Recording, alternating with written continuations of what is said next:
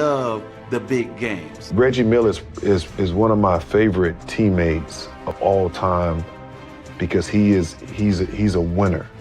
As an opposing player, I really didn't like him too much, and that's a compliment. Reggie Miller is one of the best pure shooters that I've ever played against. He was always talking and flopping. Me talking about flopping, but flopping. I think it was game 3. He hit me with a ball. Stark, shut up and play. I like, okay, I know I can handle this. Everybody saw it, and then he did that, and both those things were directed towards me. Playing against Reggie and coaching Reggie and knowing his personality, Reggie's hit more shots in crucial times than about anybody I've ever seen. Every time I go in that fucking game and come out, I got a new scratch. It became personal with me. Clutch shot makers. I'm not putting myself on that list. So it's not going to be real. To me, Reggie Miller. I'm not putting myself on that list. To me, Reggie Miller was one of the clutch shot makers ever in this league. And when we talk about clutch, I'm not talking about at the end of the game. Reggie Miller would make those shots when you down 4 and you need a bucket to stay in the game. Playing against Reggie and coaching Reggie and knowing his personality, Reggie's hit more shots in crucial times than about anybody I've ever seen. He loved the big games. He loved the playoffs or the big marquee matchups against his arch rival, whether it was Michael Jordan or somebody or the Knicks. He got up. The bigger the game, the bigger Reggie Miller would perform and play, the better. And this guy was just unstoppable. A lot of guys miss those shots, but the shots that you got to make to keep up with the team that's pulling away, that's when you got a shot maker. And to me, Reggie's on that. So,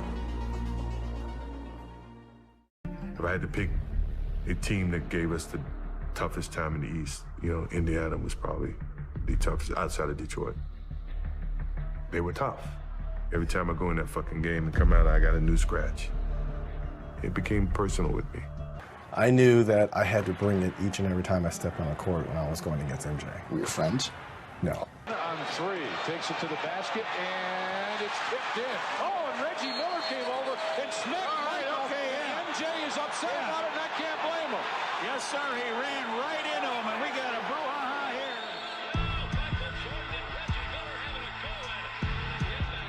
Don't hold him back. Let him go.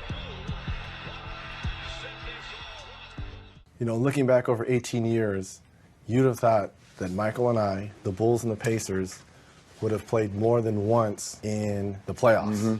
We only played once, and it was that epic 7-game series. We saw your happy dance earlier in the show. 10 years later, Reggie Miller did sort of a modified Zeke happy dance after a game winner against the Bulls. And recently he explained to us just how it was that he got himself open. Well, I knew Ron Harper was guarding me, and I knew that they were going to switch Michael Jordan, who was, I believe, guarding Mark Jackson or someone up top. I remember when Larry was drawing the play, I was thinking, put all the pressure on the official to make a call. So when I came up, I knew the switch was going to happen. I knew they were going to switch, and MJ was going to be on me, so I just went right to his chest and lightly shoved him a little bit to create that space. And the rest was history. Elbowed, nudged, shoved Michael Jordan out of the way to create that separation and go to the pass where Derek was going to lead me. And it was a perfect pass, perfect execution, and the rest is history. Now I got to ask you, where was Randy Brown going? He knew. Randy knew. As soon as the ball touched my hands, game time. All right, let's get ready for the next one. Randy knew. Isn't that right, Randy? Will you talk about, Reggie before the game said that because he spent some time with you on the movie set this summer, that your relationship with him has improved, that you guys had a chance to talk. Can you expand on that? It's just a mutual respect. I think, we had a chance to play against each other, play on each other's side, and, I got to know him as a person. He still competes hard, each time we go against each other, but it's a mutual respect there, and, I'm glad I had a chance to sit down and talk to him and, just spend some quality time with him to see what type of person he is, and, he's a great competitor. Reggie Miller is a great basketball player, but if you stop and think, he's been the only player that ever got Michael Jordan ejected. So there ain't a better talker around than Reggie Miller if he can take the best player and most disciplined player in the league and get him upset. Reggie Miller does a lot of talking. Reggie Miller does a lot of talking. Talk to you from the time you come out the locker room, he'll run you right back into it. Tonight, Phil Jackson's crew is trying to get back on track. In fact, the Bulls have all kinds of incentive in meeting Indiana. Professional and personal reasons for wanting to hand these Hoosiers their head. They lost it by 21, 135 to 114, ending what at the time was an 11-game winning streak. All that was bad enough, but the Bulls then had to chew on some post-game remarks by Indiana's Reggie Miller. Reggie had just lit him up for 40 points and then issued the following statement. 100% bulletin board material here, definitely off-key to the ears of some of those so-called Bulls nobodies. Reggie's remarks were made 3 weeks ago. As of Thursday, some of the Bulls could still repeat the quotes verbatim. You know, Reggie's always talked a lot, even out on the floor. You know, it's up to us to prove that he's wrong. I like to, tell guys if their games were sold in the store, it would be buy one and get one free. You're not a good talk trasher, then you really can't play. You got to have a good game and a good talk game. Miller knows he's hard to stop, and he likes to make sure opponents know it too. Usually, I would guess, you were imagining yourself wearing the uniform of the LA Lakers. That was your team as a kid, right? Yes, it was. I grew up a Laker fan. Everyone wanted to be Magic Johnson. It was magic, magic, magic. Having a chance to go to UCLA and then, work with Magic and Byron and Michael Cooper, those guys were, like gods to me. Look at Reggie and Magic trying to psych him. Magic, you know you can't make these two. You know you can't make it. Ignore him. In the last game at the Great Western Forum, Magic needed a couple of free throws to put the ball game away, and Reggie Miller harassed him. What are you saying to him? Well, see, Magic and I are good friends, and, they needed those 2 free throws to win the game, and I was just trying to get in his ear, trying to distract him a little bit. I told him, if he misses one of these games, I'm going to put the game on ice with the 3, and he just started laughing. Well, anytime you have a great scorer that is an opposing scorer, your game plan defensively is around that guy. How do you slow him down? How do you stop him? And Reggie was no different than any other great player. There are some guys I've guarded, and I said, well, I don't know what he's going to do. What was crazy about Reggie to me was he was shooting a jump shot. Reggie Miller was a guy who will run you off 1,000 screens and then catch and shoot 3. And it was just, he was so tough to guard, and he's so crafty, he was smart, and he just knew how to play the game and piss you off at the same time. Reggie Miller is one of the best pure shooters that I've ever played against. Reggie was so clutch, he wanted the ball in his hands, and he had a unique ability to draw fouls. It's hard to guard him, coming off screens. He could also put it on the floor and take it to the basket. So he's always able to keep the defense off balance. That's what they don't talk about a lot, but his jump shot was one of the purest I've ever seen. You had a game plan, how you're going to slow him down, how you're going to stop him, how you keep the ball out of his hands by trying to deny him, but he'd move so well without the ball, it was hard to stop because he never stopped moving. Little unorthodox, it looked really funny, but he would make them. You don't ever want to leave him. He was a good athlete, and at 6'7", he had the length and the height to shoot right over most people. But to be able to run, shove, grab, fight, back in the day, we run through the backstop. Yep. He did whatever it took to get open. And you knew he was shooting a jump shot. And the bad part about it was you didn't want to foul him. Because he was such a great free throw shooter, you don't want to get your hands caught and foul him. So he created space, and that's all he needed was a little space to get that shot off. He kicked his foot out, too. He kicked that foot out and grabbed that foot. And it seemed like he was a higher percentage shooter with the game on the line than he was actually probably during the middle of the game. He loved the big moments. And it didn't take him long to get that shot off. When you see a guy shoot the ball that quick with that much accuracy, I think of Reggie Miller. My favorite was to watch you against Reggie because I hated Reggie the most. Yeah, I mean, everybody did. You're not alone. I mean, I remember when you headbutt him, and it's still one of the most bittersweet moments because we were all like, yes, he got him. Then we're like, God, we lost Starks. That needed to happen. I hated Reggie. 94 was the Pacers coming out party, Yeah. but it really started in 93. We had played them in the first round series the year before and lost in 5 games. That's when I kind of knew that we could compete on that stage. Reggie was one of those players that he didn't respect you. You know what I mean? If he didn't respect you, he's gonna come at you. He's gonna talk noise. He's gonna do all the dirty little things. And that particular time, I can remember he kept hitting me with bowls during the playoffs game, and he was, I think it was game 3. He hit me with a bowl, and I told the referee, and the referee wasn't, Stark, shut up and play. I like, okay, I know, I can handle this. And so Patrick said, you cool? I said, yeah, I'm cool. So I ran down, scored on him, and ran up to court, and I was so mad. I mean, like, oh man, I wanted to just take my fist and just put it right through his face, right? And just, you know, I'm talking to him, you know, in a polite way, and we just got close, and I just, bam, something just came up and tapped him like that, and he dramatic Hollywood, oh, you get like this and that, and I can remember Oak and Patrick just beating on me, and I didn't feel them until after the game, and when I saw the replay and they was hitting me, bam, bam, bam. My mother called Patrick and told him, if you ever put your hands on my son again, and he said, Miss Starks, if you do that again, I'm gonna do the same thing. So. You fast forward to 1994 in the Eastern Conference Finals.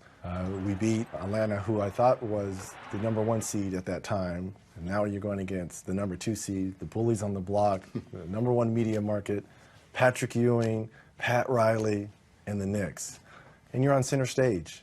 This is for you, Indiana. We're coming back. Yeah. What I just said, I wanted to put Indiana on the map. Well, what better place to do it than going against the #1 media market team and the Knicks? He was talking in game 3, you know, but that didn't bother me at all. It was just, you know, when somebody started to take cheap shots on you, then, you know, you can only take so much. What did your teammates tell you at the court when you walked off?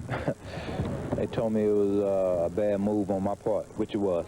And I accept the blame, and, you know, but we have to deal with it and move on. I don't think I did anything to John to make him mad. I think something happened earlier in the day. Maybe room service was late or something like that. So I don't think it was what, between him and I don't think that's what made him upset. And then things that come with the Knicks, like some of their fans. Speaking of edgy, we also know all too well that Spike Lee is a basketball fan, a Knicks fanatic to be exact. We've witnessed his antics and frustrations courtside for years. So I met Spike a few times. We weren't buddy or cool or anything like that. So we played the Knicks a couple times during the regular season. We caught fire. You know, we beat Orlando, we beat Atlanta. Now we're getting ready to play the Knicks. And I get a phone call, and it's Spike. And he's like, oh, do you want to make a little wager? I'm like, sure, I'll make a wager, because we're going to do you guys. He's like, okay.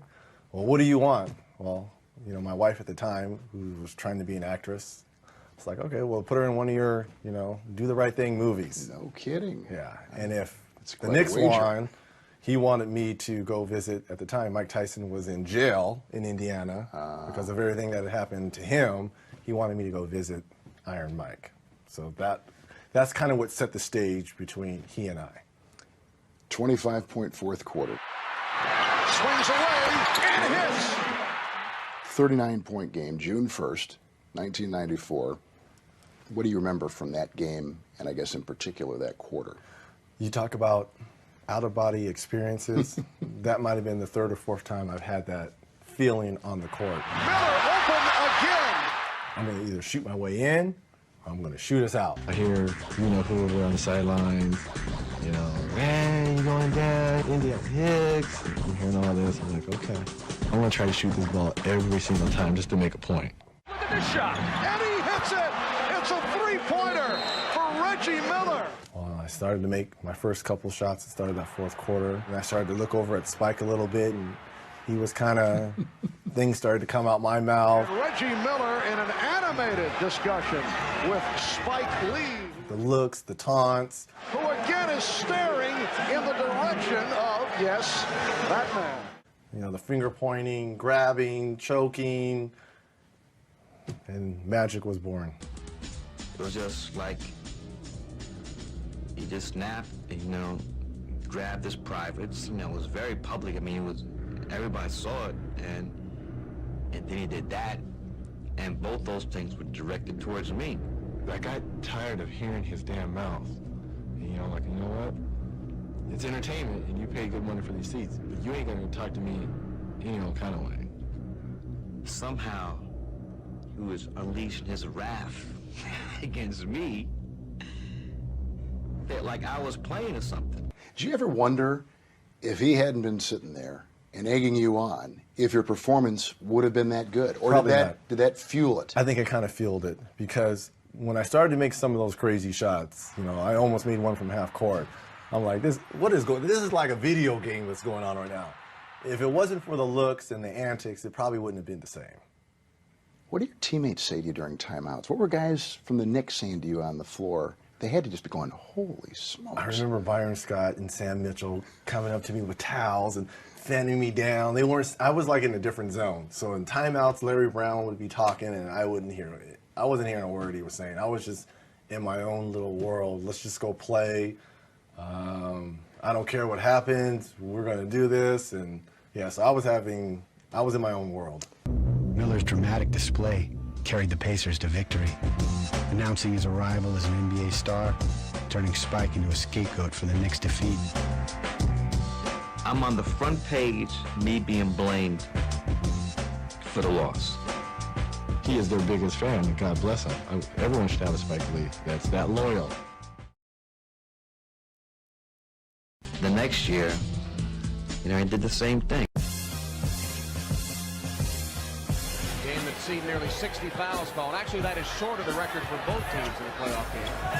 Miller for three, and he got it. It was like a movie. Yeah. Look, I was so disappointed and dejected in that game because I felt we had played well enough to win it. We hadn't done all the little things, the rebounding, the loose ball, the 50-50 balls, you know, missed free throws. And it seemed that they were going to win that game. So now we have our worst inbounder, Anthony Mason, take it out. Greg Anthony was wide open. I threw it to him. He slipped. And I kind of see his foot stumble just a little bit as he's taking the ball out. And I kind of nudged Greg Anthony and he fell. I didn't know Anthony Mason was going to throw me the basketball again. And I made the three, so I knew they didn't have any timeouts.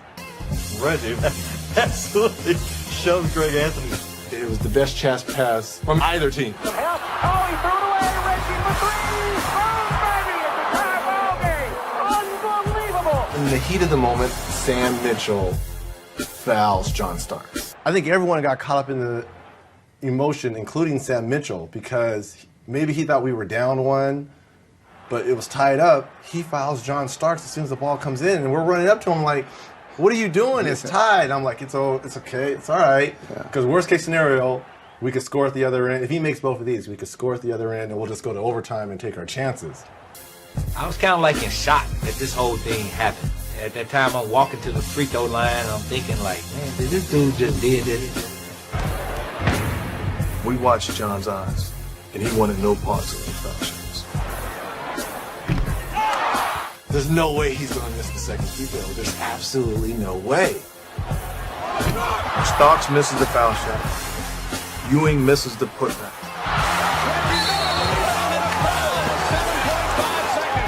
There is a time to play and there's a time to win. What you do in winning time, that differentiates between just a regular player and a superstar. Reggie Miller scoring 8 points in the final seconds. Mason choked and do it to me. I hit a three. John Starks choked. We came up big. He's one of the great adversaries that I ever had to coach against, and you know, I knew that when I was coaching against him, that I had nothing but respect for him. But Reggie is absolutely one of the all-time greats. I mean, when you talk about his kind of game and how he played, there were only one or two other guys, you know, in the same circle. Reggie Miller is one of my favorite teammates of all time because he's a winner, right? Yeah. He's a winner in every aspect of the word, and he could have easily deaded that trade, easily. Trade for him, trade me. He's like, nah, bring in the young boy. I remember having a conversation. He said, I'm gonna let you be whatever you want to be as long as you work for it. That's dope. He did the same for me. Reggie did the same for me. Especially coming from a Hall of Fame. Reggie is unbelievable, bro. He meant so much to me in my career. And that's why that brawl situation, I probably wanted to win it more for him than it was for myself. Right. We were just coming back from losing to Detroit the year before, and I thought it was our best year probably to win the championship with this new core. Steven Jackson was just added to the team, Ron Artest, Jermaine O'Neal, Al Harrington. You know, we had a pretty good, nice young nucleus. Did you enjoy when it was your time to be mentor? I loved it. Did you? And who were some of your pupils? Al Harrington, the best. At the time, Steven Jackson, though at times he could be a little rough around the edges. Deep down, I know Steven Jackson has a good heart. Jermaine O'Neal, he was my locker mate right next to me. To just touch on what he said, they brought me in the next year, the year Reggie was retiring. And Reggie was basically stamping me as the person to fill in when he leaves, you know what I'm saying? So that year was special for all of us for Reggie, you know what I mean? Because we knew we had the team, you know what I mean? And to not do it was a letdown. Even though we came back and still fought in the playoffs, it was a letdown for all of us because we wanted to do it so bad for Reggie. I mean, you know, it's crazy, too, that Reggie probably, that situation was so bad that it forced him to retire. And at that point in time, I didn't tell anyone, but I knew in my mind that it was time for me to retire. We talked about the fans of Indiana and how they're all in. I think that left a bad taste in a lot of people's mouths, that brawl, that scene. Maybe for the first time, basketball wasn't enjoyable for me. And the maturity level wasn't the same. And trying to teach them respect, to be on time, and to go over the playbooks, and they didn't want to have any parts of it. They just wanted to have fun. A lot of these younger players just wanted to show up, and it frustrated me. Yeah. Reggie had probably 2 more years in it. Really? Just a lot. It was like a lot, motherfuckers on that mental side. It has had a profound effect on my early years in the NBA. I would come out on the floor thinking I was early, and he was already out there, and Reggie had a Superman shirt on. And when you see somebody, your opponent, wearing a Superman shirt, you have to ask yourself, how do I beat Superman tonight? It was impossible to guard you, Reggie. Reggie would grab my arms, and he would throw me in one direction and go in the other. And then the coach would get mad at me. And I said, Coach, I learned so much. And I appreciate your example, the bar you set. To be able to break your record. I didn't know this record existed. So thank you for everything you did.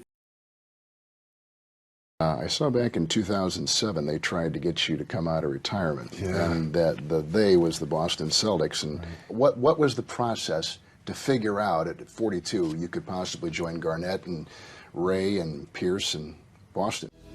This proposed trade has been agreed to and will occur. Seattle will send Ray Allen to Boston for the number 5 pick. This is a blockbuster trade. It's been talked about for years. KG no longer a Wolf. He's going to the Boston Who, by the way, went on to win an NBA championship that year. Yeah. The moves that just happened to bring Ray and KG. So this is August. This is August. Of 07. I would say late August. Yeah. And I get the phone call that, you know, they're thinking about adding me to the roster. Danny called me and was like, look, I think you'd be a great piece. You know, you can come off the bench, which I had no problems with doing, you know, play 15, 20 minutes a game, spread the floor. Had you been working out? No. Did you ever stop working out when you stopped playing? I did. I've always been a workout fanatic, but not basketball. I had done more mountain biking, road biking, you know, running, 10Ks, things like that. But not a bunch of shooting. Not a lot of shooting. Yeah. You know, some pickup games with the Pepperdine kids and things like that, but nothing serious where I'm going every single day. So I hadn't picked up the basketball in a while, and I was like, all right, I'll give it a shot. So I went out and, as we call it, I went to shock my body. And it was the end of August. And the Celtics, he needed an answer within 2 weeks because they were getting ready to go overseas to Italy or France. They went to Rome, right. They went to Rome to play in some type of tournament, a bonding trip for the Celtics. And he needed to know before then. I always tell Danny this and tell people, if he had called in July and given me all summer. Like a 2-month leave. If he would have given me 2 months, it was too hard for me to shock my body in those 2 weeks, which I tried. So I went and I did 3 days, actually. Did you? To try to shock my body. And though the shooting was there, my legs weren't there. And if my legs aren't there, there's no way I can do an 82-game schedule. Did you guys ever have any friction when you played against each other?